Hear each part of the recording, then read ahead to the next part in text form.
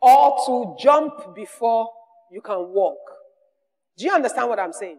You know why? Taking a market at a time allows you to discover or gain some learnings in that market.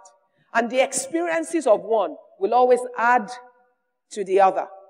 It also helps you, it mitigates against your risk and exposure at all levels. Now, there's a stage you can get to where even introducing a new product, you can play the different consumer groups. But at that level, you're strong, you're powerful, and you have the resources. Do you understand? And you can survive the risk a lot more. But the wiser thing to do is to carefully decide which consumer group is easier for you to access, which consumer group can best afford what you have to offer, which consumer good will task you less in terms of offering and servicing them. There are days you need to analyze the consumers that are even available to you. And you must, based on what your own capacity is. Some people have the capacity to deal with this multinational and wait for 6 months to collect their money. Because they haven't gone to any finance house, they have the capital to run the business, they probably have 10 or 20 of such transactions across different multinationals. So whilst one is down, about 4, 5, 6, 7, 8, 9, or 10 are performing, and he knows how to price well to cover that. But if you're young and you're starting and you're still stressed, that's not the kind of business you want. Because whilst it looks prestigious and it looks like an opportunity, the risks for you is very high. This type of customer is better for you at this stage. Do you understand? The same way why if you're selling things that are lower priced and you can turn over faster, at the early stage where you do not have large capacity, it's a better product line or service area for you because you have the ability to turn things around much faster and to cope with any developments that can come out of that transaction. Are we communicating? Let me take that back to a small business level.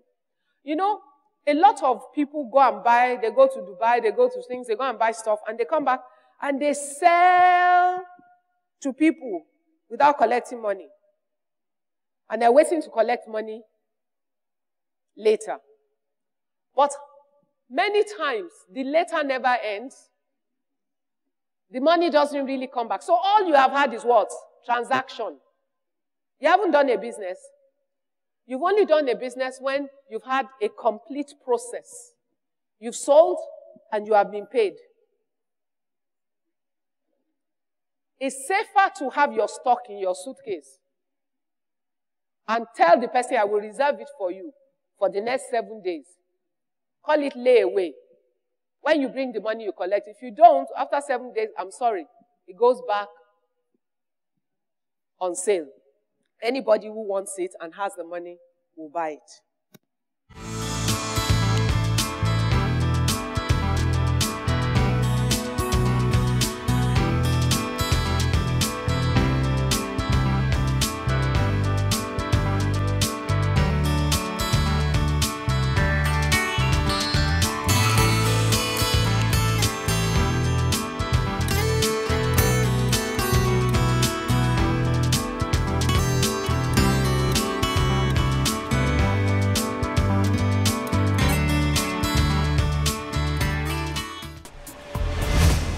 Ignite, from dreams to reality. Your pricing is affected by the consumer type. Not for you to extort or to cheat the customer, but for you to get to a realistic pricing for that consumer group. Every LPO transaction is a credit finance issue. When you sell to get paid later, there's a cost of money. You must charge it to your price. And you must be bold enough to say, Payment in 30 days. If you don't pay me in 30 days, we will begin to charge interest at market rate until you pay. Any question before I go on? Yes, sir. I want to know, how do we calculate the cost of money? Now, it means that you've got to be knowledgeable about money markets, which means you must know at that point what is the prevailing interest rate in the market. Okay? If, let's say, as at today, the average cost at which you will be able to take a loan from the bank is 25%. Usually, when they give you a rate, it's per annum. It's the annual rate. And if that's the annual rate, you can take it back to say that if you delay if you know that you're supplying to oil company X and payment is 90 days, when you're calculating the price that you're offering them, 25% of the cost of the transaction divide by 4 will cover 90 days. Do you understand? Because you've got an annual rate, you can break it down to number of days, number of months, and stuff like that. And be bold to defend your price. All right? Yes, ma'am. I'm into sales. Okay. Now, I sell shirts, Okay. trouser, jeans, jewelries, and all that. Now, if I sell to maybe a friend or someone in the office, and like, okay, most times, these people are people that it's not as if they wanted the shirt, but I want to sell, so I go to them. Okay, I have this, and they like it. And you push it on them. And they buy it. They like it eventually, and they buy it because I sell it to them, and they eventually like it. And they say, okay, come back at the end of the month. And I go over there, and they are not paying on time. Now, am I still going to apply this? Let me call it the principle now that, okay, you are not paying on time, then you have to add another cost of money to it. Or, how do I get back my money? In that case, you need to first analyze the people you're selling to. First and foremost, can they afford what you're selling to them? Because you've got to understand the nature of your customer in order to protect your own business. Are they buying out of need or out of want or because you've encouraged them to buy? So you've got to segment your customer in order to understand your pricing and all the issues at stake. Next question. The challenge I have is dealing with electronics. Dealing with Electronics as in, electronics. dollars going up, down. But how will you come, as in, for example, laptop, they will tell you, okay, as in US is this price. In Nigeria, yeah, people prefer China system. They will tell you, the price is high there, but here, China, 50K, you will get it. So how can you cope with that, the pricing? Okay. Now, tell me how that pricing affects your own business. Are you selling the China laptop or you're selling the American one? As in my customer, like I have someone there. The cost is like 120, 140. But the China one is within 70, people will get. So you will tell them, okay, this is the range, this is the price. They were like, bros, it's too high. Okay. Now, what's wrong with that? Why does he have that problem? Is he trying to sell his own product to the right customer? You see, the guys who buy the China laptop are different from the guys who buy your original laptop. Do you understand what I'm saying? Now, the guy who buys the China one, it's not just that he wants to have a laptop. It's because of what? Affordability. Do you understand? Look, he would like to have the original one that you're talking about. But he can't afford it. So what you are doing right now that is wrong is you're trying to sell a higher level product to a lower level buyer. There's a mismatch of product and the customer. Do you understand? So it's either you know that you have the capacity to reach the customer that can buy that, or you change the type of product that you're selling. So it's your customer classification that is faulty. Match the product you want to sell to the right customer level. And why is it important for you to do the market segmentation? For easier marketing, because you will understand it's easier to address the needs of smaller groups of customers, particularly if they have many characteristics in common, and you must have identified them. 2, When you're identifying the different market groups and you do market segmentation, you can easily identify the market niches within that market segment. You would see where the gaps are as you do the market segmentation, and you can tap in because those are usually opportunities that you can take. 3, it helps you to be more efficient in terms of how you organize your sale for each market type.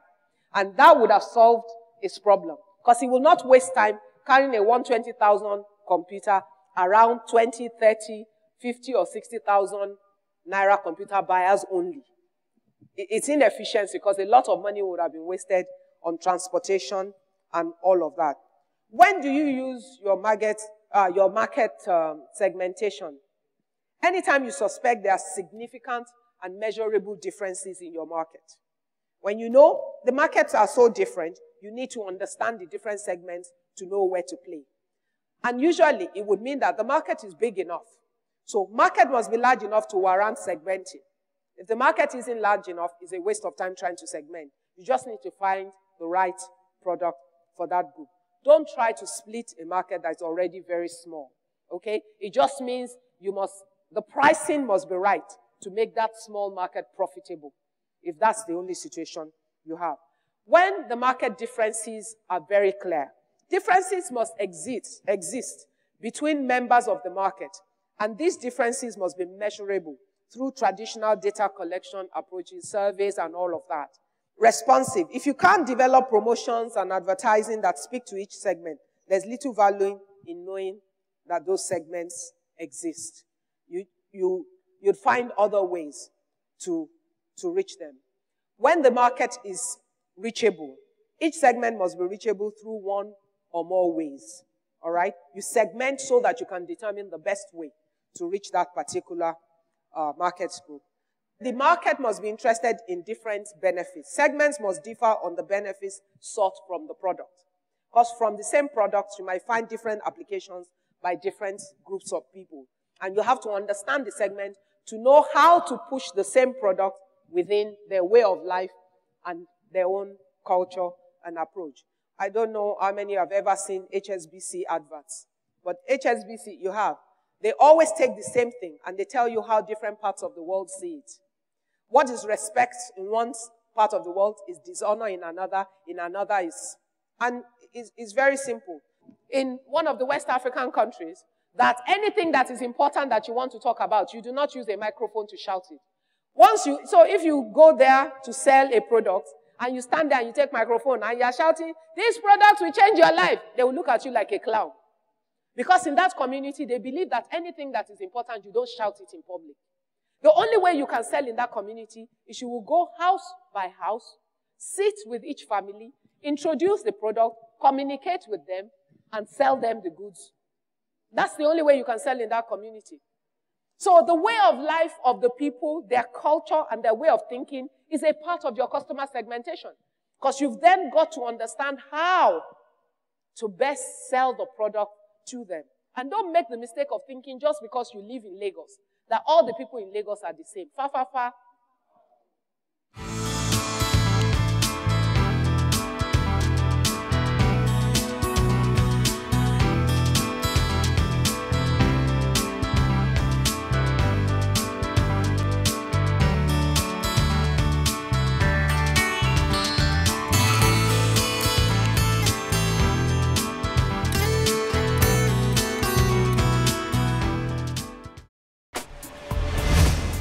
Ignite, from dreams to reality. Unfortunately, we've come to the end of today's show. I'm sure you now fully understand that whilst you may possess the right skills and ideas, you need to know your consumer and the market to ensure that your business succeeds. Until next week, keep the fire burning. Ignite. Send in your comments, questions, and shoutouts to our Facebook page, facebook.com/IgniteTV, Twitter/IgniteTVNG, and check out our website, www.ignite-tv.com